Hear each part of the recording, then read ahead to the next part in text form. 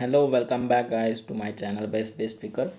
So today we're going to discuss a new issue with the many smartphones like Redmi, Lenovo and Samsung devices.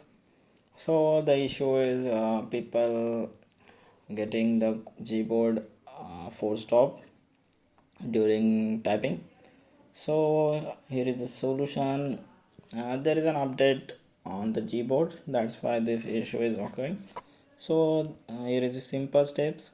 You need to go to the settings, then go to the applications, see all, and find the GBoard on your applications. Okay, let's go. Then you need to click on the storage and clear cache. You need to clear just cache. Okay, so this is a simple step you need to follow to solve this issue. After this step, your GBoard force stop issue will get solved. So if your issue is still not solved, then just go to the Play Store, Google Play Stores.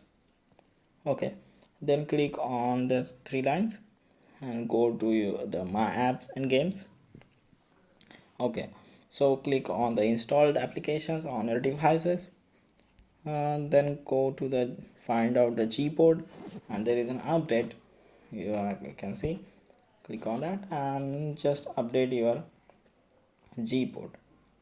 Okay, so after this your issue will get solved. These are the two steps.